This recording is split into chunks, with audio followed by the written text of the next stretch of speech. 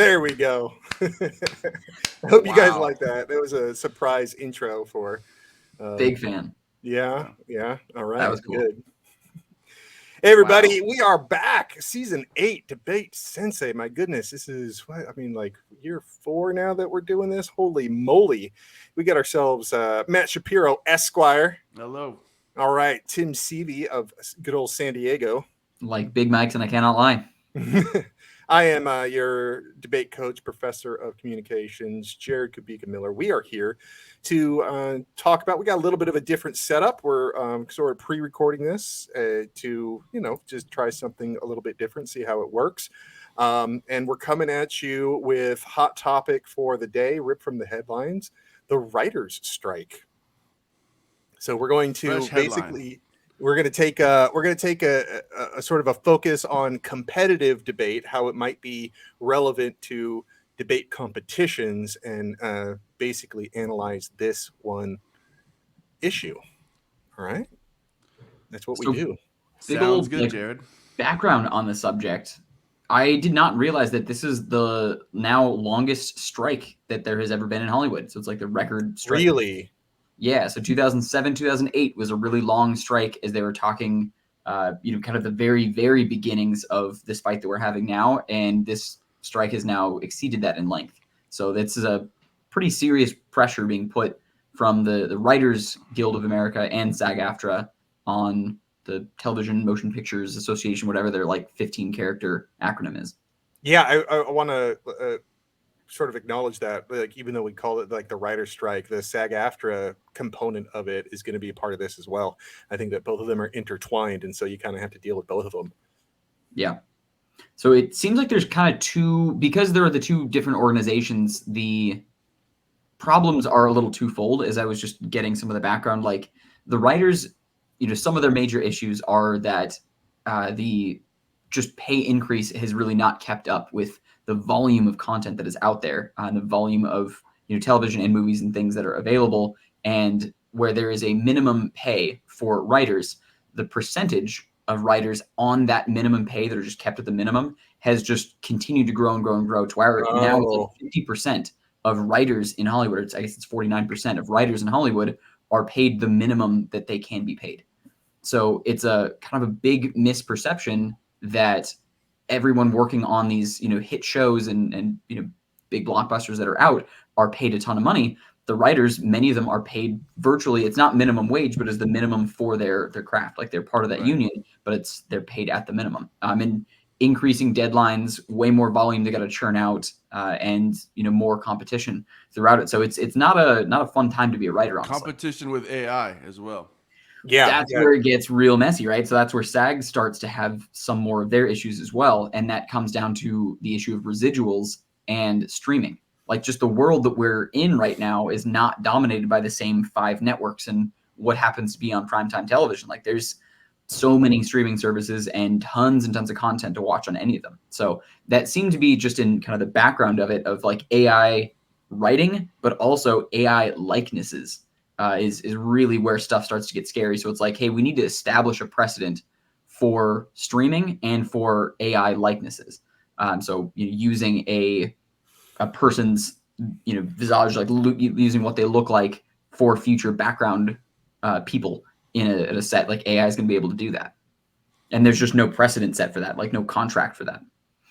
As far as streaming services go, that's right. I mean, I think the classical medium was selling, video or DVD or actual box office ticket sales, which are, I guess, the Alliance for Motion Picture and Television Producers, AMPTP. They're big Hollywood, saying, hey, this is how we've always done it, and we're not going to change how we pay people, even though streaming services have basically taken over how we digest content. But historically, people would get a residual or a royalty for every view.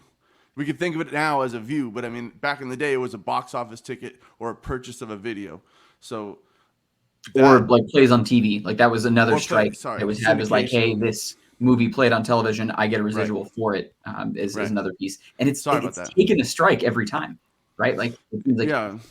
And so to think that every time I watch Shawshank Redemption, Morgan Freeman doesn't get a cent of that money on Netflix or whatever it may be, that's kind of a crazy concept. I'm sure it's new.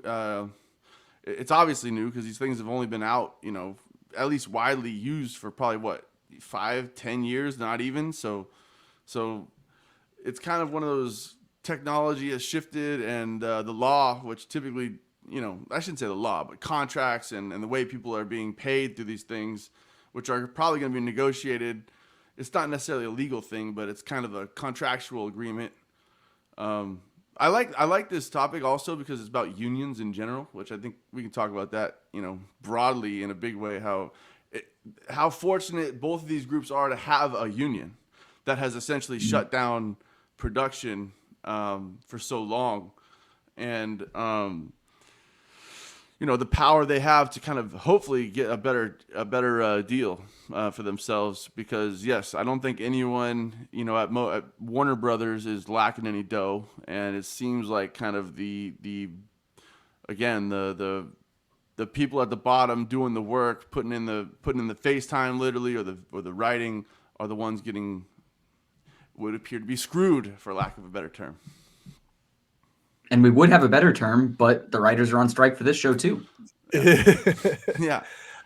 So sometimes I like thinking about what are some potential topics that you might see, like how would they be worded in a round if you were going to go to a debate tournament, if you were a student, if you are going to a debate class and you think that it might be coming up. What are some topics that and how might they be worded? This one, because just looking at the one side versus another, like one side that's striking, the other side that's saying, no, we need to keep with the way things are, I don't feel lends itself to a particularly fair debate. So I think resolution writers need to be crafty of that. So it's not like, all right, on the negative, you're defending big, studios, and on the affirmative, you get to be the voice of all writers and workers and like everyone that, has their platform and is having an issue right now. I don't think that ends up being quite as fair of a topic. Right, and it forces you to like hold on. Writers I think finish. I'm sorry. Yeah, like fiat studios to just like change their mind, which you can't do. So you can't just like pass a plan that like studios will grant them all the money they need, and look, we solved every problem. So how do you actually grapple with like what are the real points of contention here? Like what are the actual pros and cons of this? Because I think I'm not taking the side of either of them here, but just wanting to suss out like what really does this come down to. You said a bunch. I want to say a couple of things. One, like as far as whatever tribunal committee there is that these people meet, in theory, I think fiat. If we're really sticking to just the writer strike, for instance, we could even go as far as to say both of these strikes have two different unions that are representing. I mean, the power of fiat. You're right. We don't normally use it as the Writers Guild committee or whatever it may be, but maybe you just use that as fiat. Tim, what you were saying, you said a lot kind of on the merits of each argument. Any sort of like capitalism good argument works for big Hollywood, for the Alliance. Okay, let's just call it that because it sounds like Star Wars. The Alliance has. They're definitely the empire. Big Hollywood is for sure the empire in this analogy. But hold on. I mean, some of the nuanced arguments they're talking about are.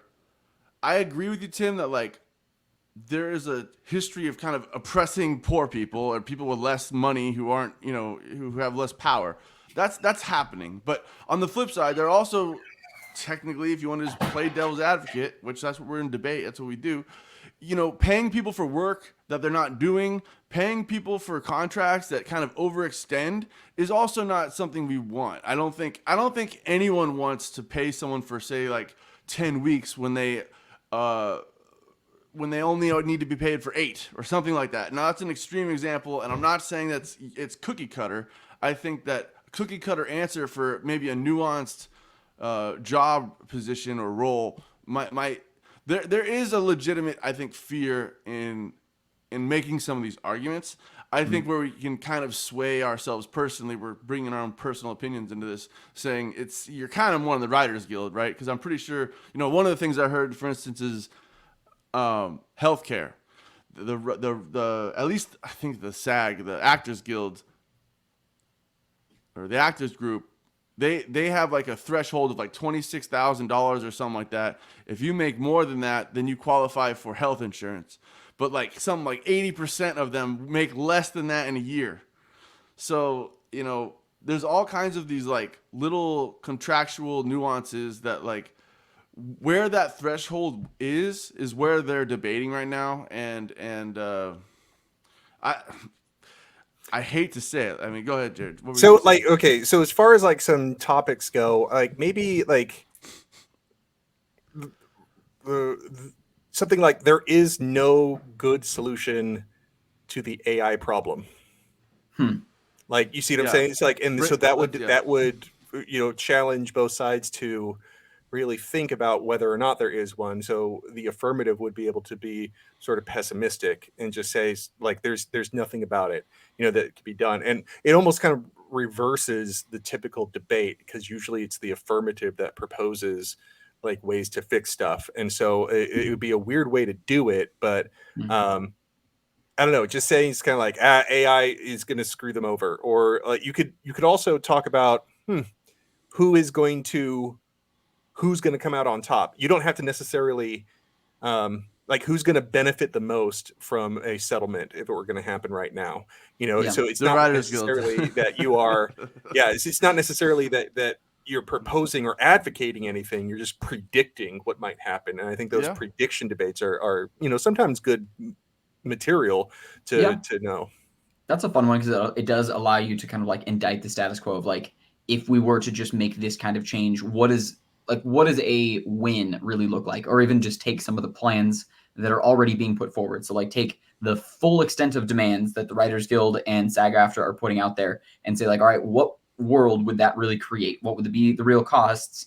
And then does that actually make everything better? I think you've probably got pretty good arguments to say like, even if the unions get everything they ask for, life is still pretty damn hard for your rank and file writer and actor. Like your lowest paid actors and writers are still probably not going to have an easy time making ends meet. Like it's still going to be really cutthroat and competitive, and studios will still make a ton. Like sure, studios might make a little less and writers might make a little more, but I don't know that like those, maybe it is the case. Like from what I've read, like those demands don't seem like they're going to be life-changing. They're not going to be game-changing to the industry. Short of the streaming royalties, that one seems like it's a big difference. So to cast a little light on that one as an example, like Netflix, I guess they negotiate flat rate residuals. So regardless of how many times a show is watched, an actor that's called like a background or like a very small actor on a show gets just a flat rate of residuals, and that's it. And if that's one or a million on Netflix and they get picked up by another streaming service, contract is null and void. Like it does not transfer. So that's part of what they're trying to grapple with is like, hey, we're in uncharted territories here. But like if my show blows up, right? So you've got like, Squid Games or something that like maybe wasn't posed to be this biggest thing and then became this huge phenomenon. Right. And those actors are making like $15 in royalties, even though the show is watched millions of times. There's just no mechanism right there to ensure that like there's a tie between viewership and royalties. So therein lies, there's some avenue that like, that would really be paving something new and really shifting around some dollars. But some of the others are like, hey, we want 11% more pay. Like, does that actually make a massive difference in the lives of writers? Like, gets them maybe from really bad to okay, but does that really make it a better world for them to live in? I would probably say no. So I think that's an interesting topic direction. Yeah. Like I put some of this stuff through ChatGPT. Now the thing about ChatGPT is that it's only up to 2021, right? And so you have to put like the Wikipedia through it. And I'm like, all right, and like tell me what you think about this. What are some major terms and stuff that you need to know about? There's just one term, and I want our lawyer, our resident lawyer. There's something called force majeure. Oh yeah, force majeure clause. And so, like, since it's been dragging on like more than 90 days, apparently the producers get to sort of use force majeure.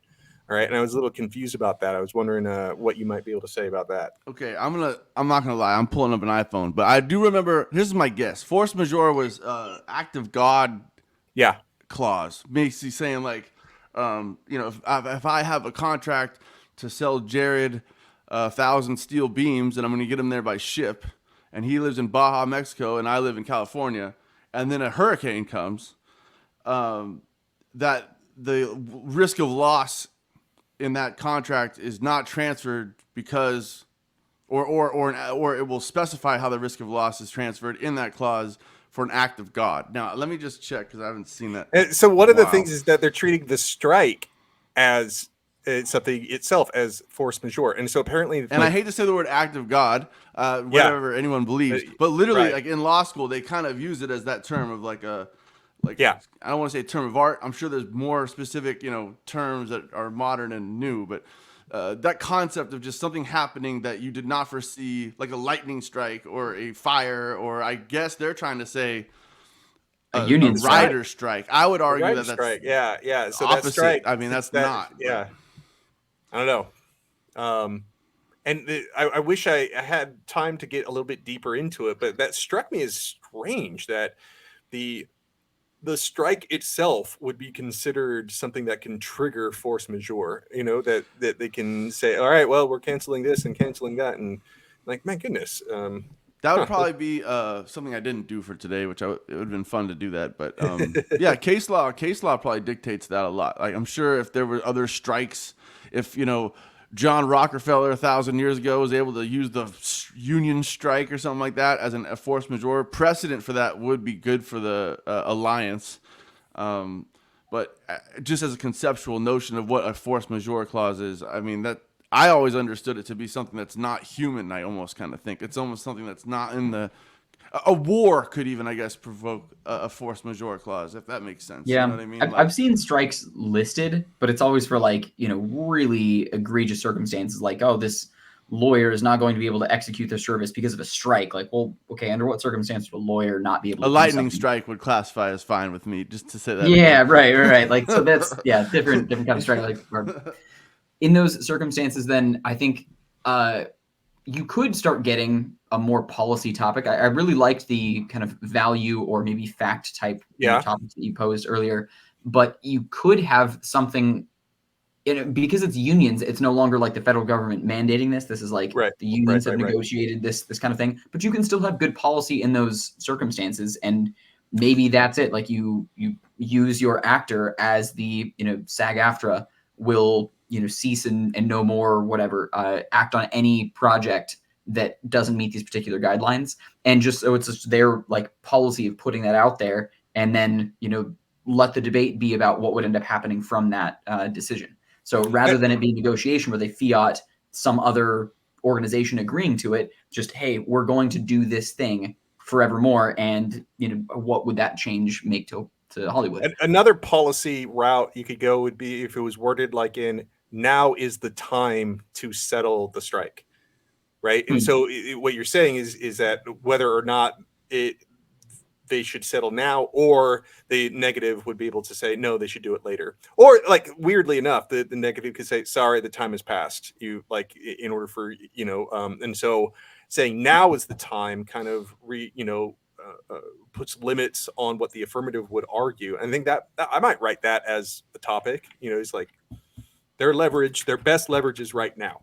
And then now everything has to be about like, what is their situation right now that makes it such a time or not to actually end the strike. Like, for instance, some of it is kind of like the fall production schedule is supposed to be coming up, right? And so they're going to have to transition to a bunch of reality shows if they don't do that. And so now's the time to do it. I also, I'm going to reverse this a little bit and say this would be a great example of a productive use of a union for any union related or, union adjacent policy round. So if there was any sort of way you were able to wrap your case around in a relevant way to a union situation and what Congress can do to kind of promote unions, I think this is a good example of showing how, it turns out that Hollywood is one of the most pro-union places, I guess, because the writers have a guild, the actors have a guild, the directors have a guild, or I should say a union. They all have a union, and it's something that we consume every day. I mean, people go home from work or whatever, and they watch, Jimmy Fallon and Jimmy Kimmel and all these people, The Tonight Show, things like that. I mean, these shows are like Saturday Night Live is like shut down right now because of this. So it shows what it can do, the pressure that it can put on these giant corporations, I guess, for lack of a better term, showing how they are losing more money likely than the actors are, or the writers. We need to be very specific, by the way. This is the writers one, but there is two of them happening simultaneously right now. But both of these unions have effectively shown how you can shut down production. You can shut down production for these giant companies. So when we look at something like Amazon or something like Walmart, where there is another group of people who work in a kind of a different employment situation, but they're not necessarily freelance contractors trying to negotiate collectively. They're just a straight up set of employees trying to unionize. The power they would wield if Jeff Bezos started not delivering every 2 days, he would have to come to the table. And I think, personally, maybe it's coming through in my rant here, but yeah, no, I think it's really powerful to show how, you can take these giant corporations who are just so used to making so much money and basically bring them to their knees, and everyone's kind of asking who's losing more, the actor or the writer, or on the other side, the company who's supposed to be turning out movies. Well, everything I've seen says that the longer it goes on, the more leverage the writers have. And Right. so there's actually, that because people will just get progressively more and more pissed off that Right. things are going dark. Like right now, already the consumers will be Yeah. like, what is going on? Go pay these people. Don't make us Right, go to 'cause Congress and it's pass a already law it's or already something, like yeah. hitting late night television, right? And Right. so people's late night television is going dark, and so they're probably going to want them to wrap it up. I mean, and people, whenever you're talking about like how much actors make, one thing that whenever someone has an opinion on like well-paid professions, or a few people that are well-paid, so actors, athletes have unions that they're a part of as well, and those go on strike. People always gravitate toward the multi-million-dollar Star. performers, right? Yeah. And so and Tim, you had a really good point earlier to point out. It's like most of them aren't making that type of money, but also on the other hand, I think people need to remember who is on the other side of the table and what type of money they are making, right? Like if you're really pissed off about people making lots of money, well, like you're only looking at one side of the table, and the other side is a bunch of CEOs, right? And They're a little more producers. nuance to what you're just saying, Jared. I mean, if you're watching clips, it's August 2023 right now. If you're watching clips on the internet and stuff, you're seeing famous actors say, "This isn't about me." Yeah. Okay, I make so much money, basically. This is not going to change my way of life. But what they're saying is, when you see a TV show or a movie, we're talking about actors again, but we're supposed to be talking about writers, but we're talking about actors again. There's 50, 60, 100 people in that movie. And maybe one of them is Tom Hanks, or one of them is, Kevin Bacon or something like that. And yes, those people, Viola Davis is making millions of dollars when she signs up for a role. But she's not necessarily the one.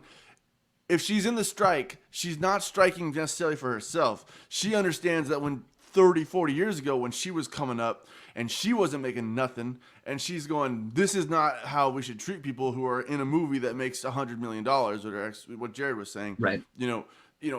It takes a team, kind of like an athlete in another way. Like it's not like any one person can make the movie. You need all these people. Subject to AI, which is a different thing, but you need at least you need a bunch of people. It's critical for you to know that the stars, not Steven Spielberg's, but the big time writers and the big time actors they're not really the ones we're talking about. We're talking about the ones who are marginalized. Not necessarily, they may be working on big time shows, but they're not seeing that type of response or pay or respect. Even those through that their are though, paycheck. like you can be, Shonda Rhimes, like you can be like some of the biggest writers out there, and if you are on a flat rate residual schedule Right. and your show hits it huge, you're still not making any more.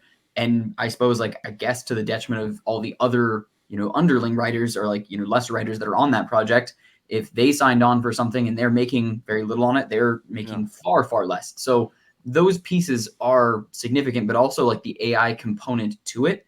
I don't know how much that extends into the world of writing. I know that there's a lot in the world Totally. of acting They for don't likeness, want scripts but being drafted by AI. Or they definitely don't want their scripts being rewritten by AI and then saying, "Hey, we didn't plagiarize it. This is yeah, not so your you words."